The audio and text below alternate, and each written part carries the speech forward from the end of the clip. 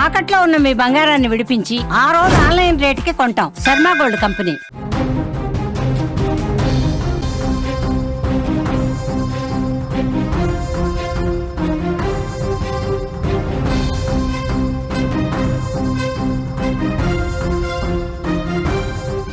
Breaking news చూస్తున్నాం. కడప జిల్లా పులివెందులలో tension కనిపిస్తోంది.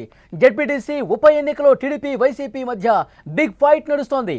పులివెందుల ఒంటిమిట్టలో ఈ నెల 12న ఉప ఎన్నిక జరగబోతోంది. రేపటితో ఎన్నికల ప్రచారం కూడా ముగియబోతోంది. రెండు పార్టీల మధ్య గొడవలు తారాస్థాయికి చేరుకున్నాయి. తలలు పగలగొట్టుకుని పోలీస్ స్టేషన్ వరకు వెళ్తూ ఉన్నారు. పులివెందులకు జగన్ రావాలంటూ వైసీపీ నేతలు కోరుతా ఉన్నారు. సార్వత్రిక ఎన్నికల తర్వాత జిల్లాలో జరుగుతున్న పులివెందుల ఒంటిమిట్ట జెడ్పీటీసీ ఉప ఎన్నిక అసెంబ్లీ ఎన్నికలను తలపించే విధంగా ఉన్నాయి. రెండు చోట్ల కూడా టీడీపీ వైసీపీ నువ్వా నేనా అన్న స్థాయిలో పోటీ పడుతున్న పరిస్థితుంది. ఈ రెండు సిట్టింగ్ స్థానాలు గతంలో వైసీపీవే.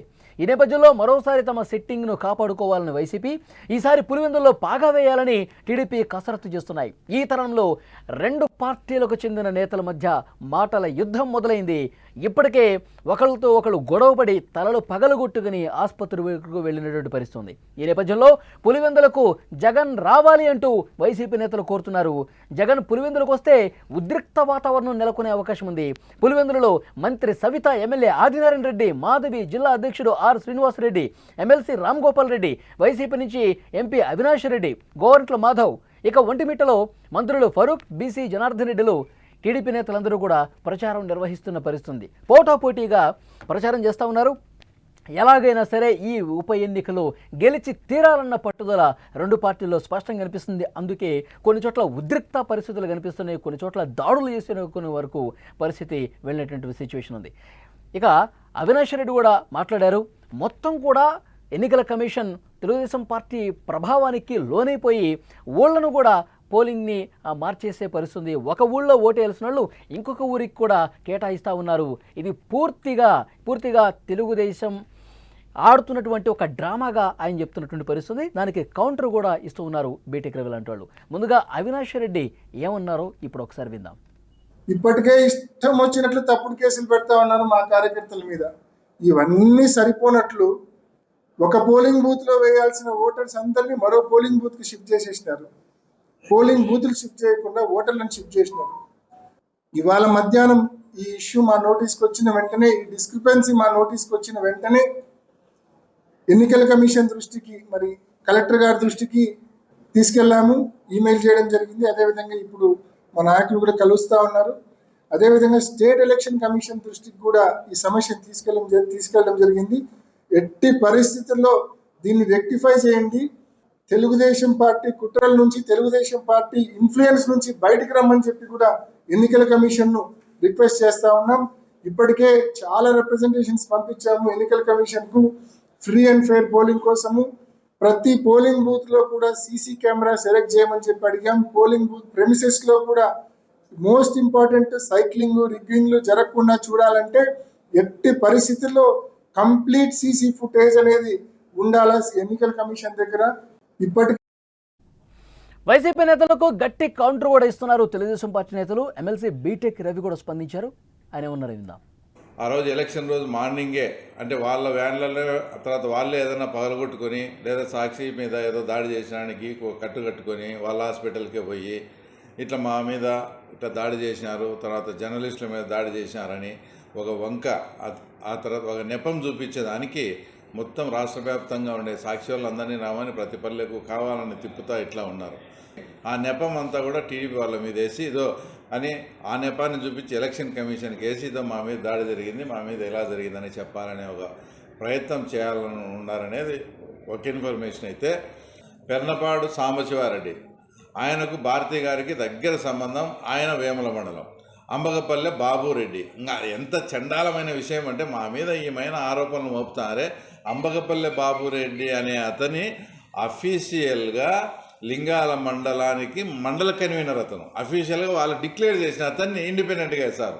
పులివెందుల మండల ఓటర్లను ఎక్కడా డిస్టర్బ్ చేయకుండా మేము ప్రశాంతంగా ప్రచారం జరుపుకుంటా ఉన్నాం.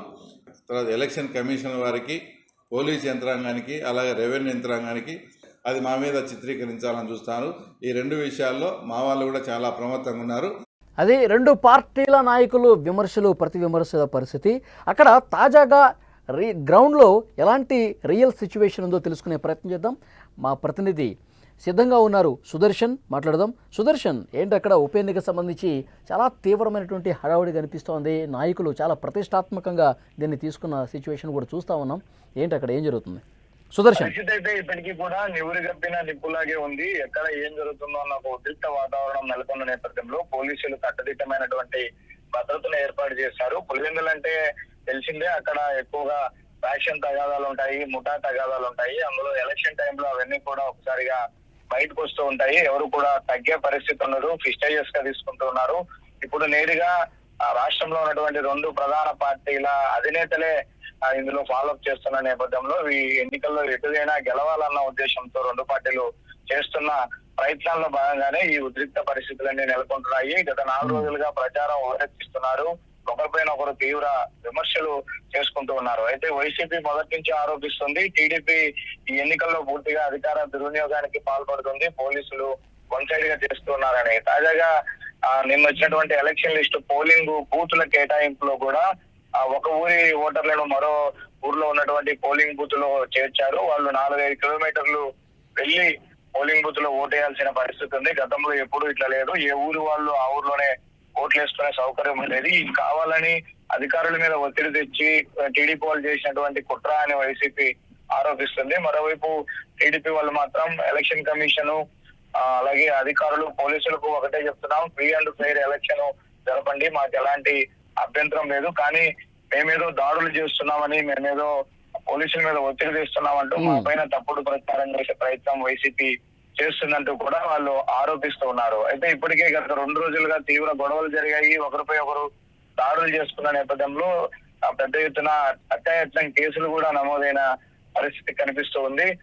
రేపు ప్రచార రోజు కాబట్టి ఒకవేళ ఈ రోజు ప్రచారం కొద్దిగా అటు ఇటు అయినా జగన్మోహన్ రెడ్డి కూడా నేరుగా ప్రచారంలోకి దిగే అవకాశాలు లేకపోలేదు. అక్కడ స్థానిక వైసీపీ నేతలు కూడా జగన్ రావాలి అనే కొంత ఇన్వైట్ చేయాలనే ఆలోచనలోనే ఉన్నారు. కాకపోతే రేపు సాయంత్రానికి ప్రచారం ముగుస్తుంది. అందుకే రెండు పార్టీల నుంచి పెద్ద ఎత్తున నాయకులందరూ కూడా మోహరించి. సుదర్శన్, జగన్ వచ్చే సూచన ఏమైనా కనిపిస్తుందా?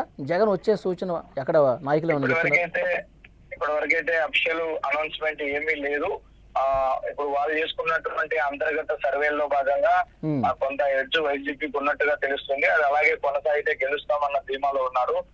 లేదంటే 2-3 గ్రామాల్లో కూడా కొద్దిగా పరిస్థితులు అటు ఇటు ఉన్నాయి. కొంతమంది నేతలు ఈ రోజు వైసీపీ నుంచి టీడీపీలోకి వెళ్లే అవకాశాలు కూడా ఉన్న నేపథ్యంలో ఒకవేళ అదే జరిగితే మాత్రం రేపటి రోజున అంటే రేపు మార్నింగ్ జగన్ వచ్చి ఒక రోజు క్యాంపెయిన్ చేస్తే బాగుంటుందన్న ఆలోచన కూడా వైసీపీ నేతలు చేస్తున్నారు. కానీ అంత అవసరం రాకపోవచ్చు, అంత రిస్క్ కూడా తీసుకోకపోవచ్చు. ఎందుకంటే ఉద్రిక్త పరిస్థితుల నేపథ్యంలో జగన్మోహన్ రెడ్డి ప్రచారానికి సంబంధించి పోలీసులు ఎలాంటి అభ్యంతరం చెప్తారు ఏంటి అన్నది. కాకపోతే 12వ తేదీ జరిగే ఎలక్షన్ కు మాత్రం జగన్ రాబోతున్నారు. ఆయన ఓటు హక్కు ఇక్కడే ఉంది. ఆయన వచ్చి నేరుగా తన ఓటును వినియోగించుకునే అవకాశాలు అయితే కనిపిస్తూ ఉన్నాయి. Okay Sudarshan, thank you.